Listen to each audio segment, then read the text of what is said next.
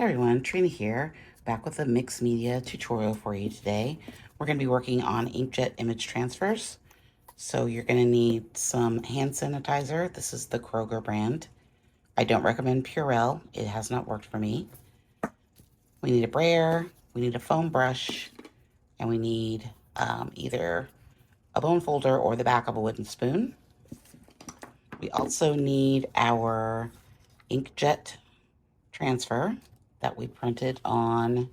I use this Whaloo transparency film from Amazon. It's like $7 for 30 sheets.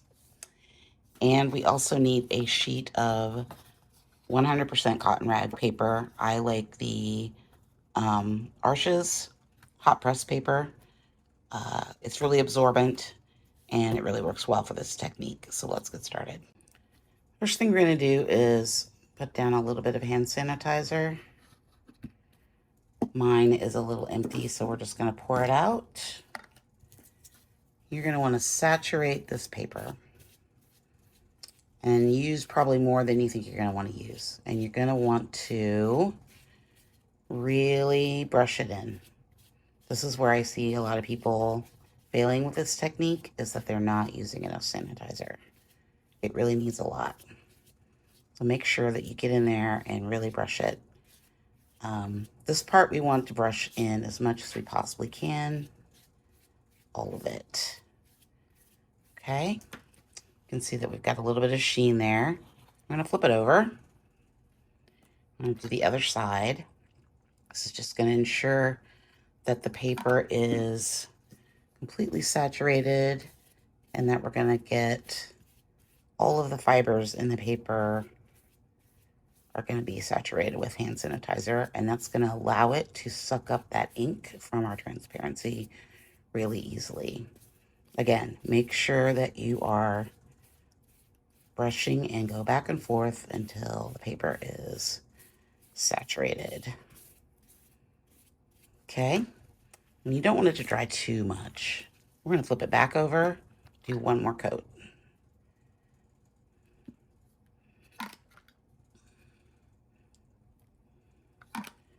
So you can see it takes more than just one squirt.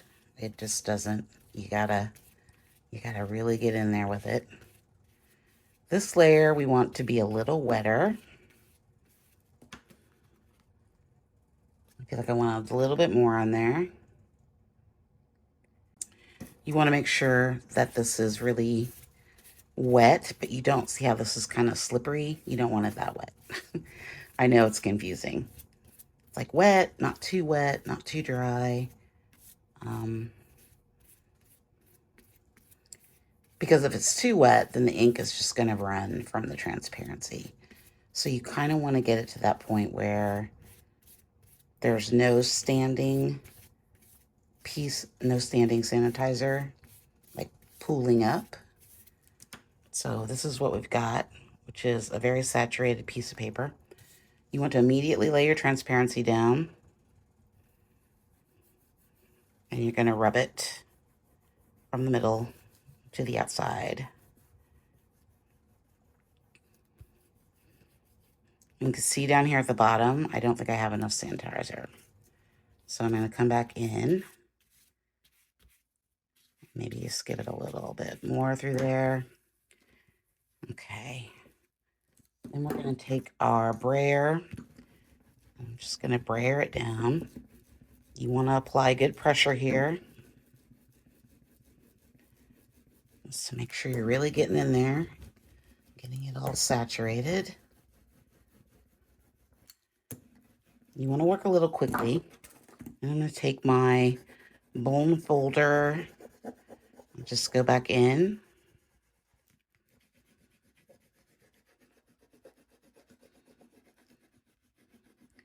Make sure we get all of that in there. Now what I can see is a bunch of little pockets of white, sort of white dots. If you see that and you don't like it, I'm going to show you what we can do. You can always just add a little bit more sanitizer, because you can see when we lift this up that we've got some areas that are not great. Now, I don't really mind this in my work, but I know that if you want something that's really clear and you're not going for that vintage look, I always like draw over my pieces and add things to them. So let me look on this side a little bit. Okay, so if you're going to lift up, make sure that you're holding it down because you don't want it to move around. And I'm just going to put a little bit more on here. I always like for the faces to be pretty clear if I'm using a face.